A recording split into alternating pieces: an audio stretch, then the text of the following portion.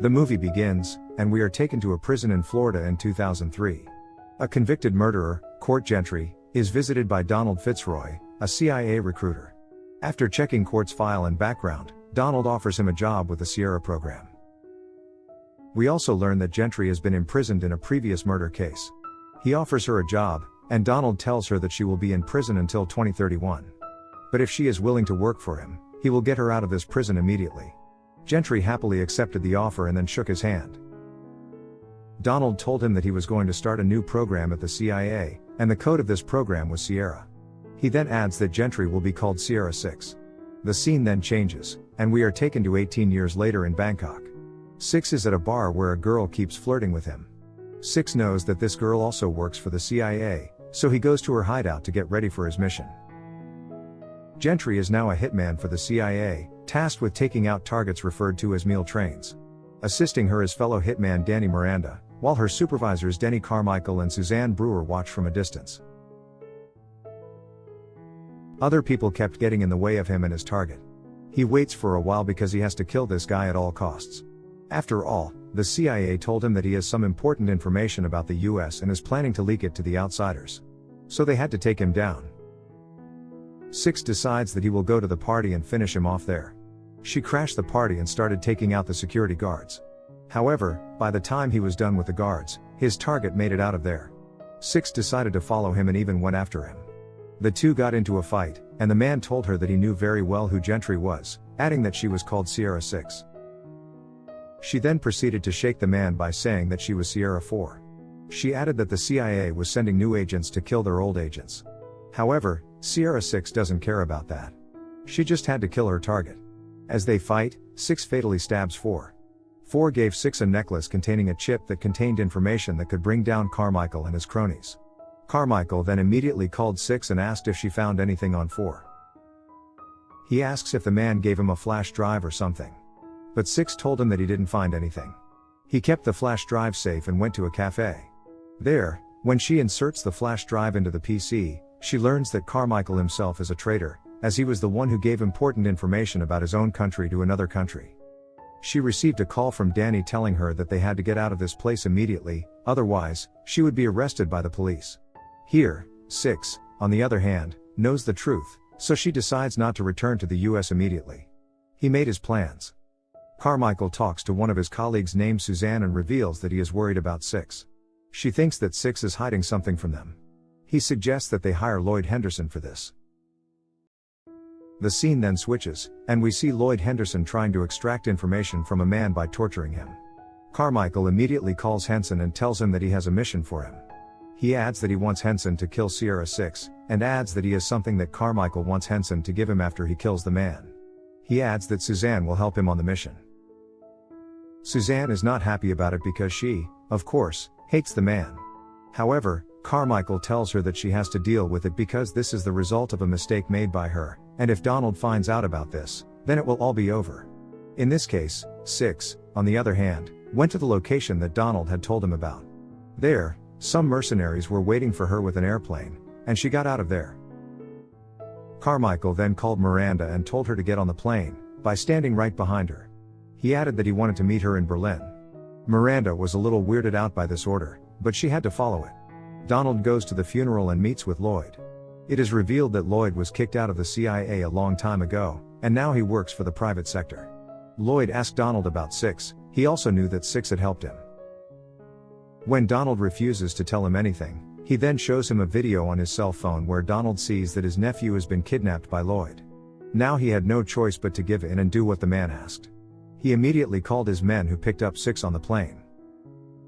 Told his men that the person they were carrying should be killed immediately, and added that they should keep the flash drive safe. However, 6 sensed that something was wrong, so he was ready to fight. During the fight, the plane breaks down and explodes.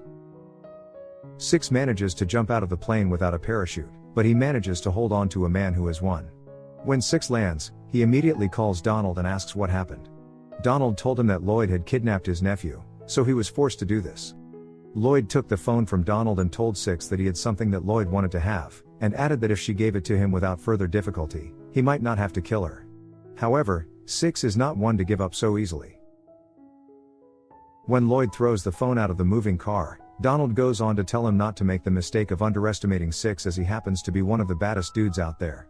Lloyd, however, tells him that he is going to use his full strength to find out where Six is, and he is never going to let the man rest. We then see Six on a train going to a location that is not yet revealed. The scene then shifts to 2 years back, where we see Margaret at the CIA station. Donald is also there, and he tells the woman that someone has leaked his address in Hong Kong, and his family is in danger. Now, Donald, however, has to go to Brazil for an important mission, so Six is tasked with keeping his niece safe. The girl who has been kidnapped by Lloyd is in the current situation. Donald reveals that he is the one who has looked after the girl named Claire after the death of his brother and his wife. He reveals that she is more than a daughter to him. Six goes to see Claire, who is a sweet little girl. She has a camera with her and goes on to take a photo of Six as she talks to him. The two spend some time together and get to know each other. She sees a tattoo on Six's arm and asks where he got it from. Six tells her that he had it when he was in jail. He then goes on to tell the little girl the whole story about the tattoo. At night, when Claire is asleep, her maid is not around as she went out for a bite. The girl gets sick suddenly, and Six notices in time that she is in critical condition. He right away takes her to a hospital, and after a while, her condition is better. When the doctor sees that the girl is stable, she is discharged from the hospital. The same night when they get home, Claire sits on the kitchen counter to eat something, and Six is right by her side. When she finally goes to bed, a man sneaks into their house to kill Claire. Six spots the man, and after a fight, he kills the assassin. As Six kills the man, Claire can be seen in the background watching everything. The scene then shifts back to the present day. We see that Six has come to Vienna, where he sees a German man. He tells the man that he has a lot of work for him, and if he is willing to do the work, he will be a rich man. As Six goes on to offer him a buttload of money, he tells the man that he wants him to track a pacemaker that goes by the name Claire. The man starts working at it, and by the time Six gets fresh and changes into new clothes, the other man has done the job. Six shakes down the address, and after that, the man takes a picture of Six to put on his fake passport. Meanwhile, Six wants his help in getting him a new alias so he can go rescue Claire. However, Sosa betrays Six and drops him through a trap door, hoping to collect the bounty on Six. Just then, Hansen and his goons arrive to get Six, but when Sosa demands his money, Hansen shoots him dead. Six sets up a trap by filling the hole with water and setting off an explosion that takes out Hansen's guys. Six breaks out and kills the other goons before engaging in a brief fight with Hansen. Before Hansen can kill him, Six is saved by Miranda, who tranquilizes Hansen in the butt. Miranda is mad at Six and says she is already being questioned by Carmichael after the Bangkok mission. She also tranks him and puts him in the trunk. The scene shifts to Croatia, where we see Hansen meet Suzanne. Suzanne is angry at him and yells at him for still not being able to catch Six. Hansen loses it and tells her to let him do his job in peace. He adds that he is her only hope for this mission, so she should keep her mouth shut. Meanwhile, Claire is kept in a mansion in Croatia, and Donald is brought back to her. Hansen also has his team there, along with Suzanne, who chews him out for his actions.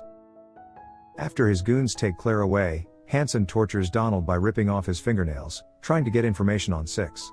However, Donald never budges. On the other hand, Six is with Miranda in her car. She tells him that she wants him to tell the CIA that Miranda is not with him in whatever his plan is. She then asks him what is so important that he has and what the CIA wants from him. Six tells her it's an encrypted drive. She asks Six for that drive right away, but he tells her that he has sent it to Margaret, the retired chief of the CIA. Six and Miranda go to Margaret's home in Prague now that she is retired. Six sent her the info on the chip. Hansen's guys manage to track them there and send more assassins. After some gunfire, Margaret gives Six and Miranda a chance to escape. Once the assassins reach her, Margaret blows up her apartment with herself and the bad guys inside. However, Six fights off the police officers and makes a run for it. More assassins are taken out, and Six manages to save Fitzroy and Claire as they make their way out. Fitzroy opts to stay behind to give Six and Claire more of a chance to escape. He uses a grenade to blow himself up along with more assassins, and Claire mourns her uncle. Meanwhile, Miranda fights Lone Wolf, and they nearly kill each other until Lone Wolf gives her the chip, saying that he no longer wishes to work for dishonorable people like Hansen. Hansen manages to take Claire hostage and drags her into a hedge maze. We then get to see a fight between Hansen and Six. As Hansen holds Claire at gunpoint, Six throws his gun away to lure him into a physical fight. Hansen lets go of Claire, and the fight goes on.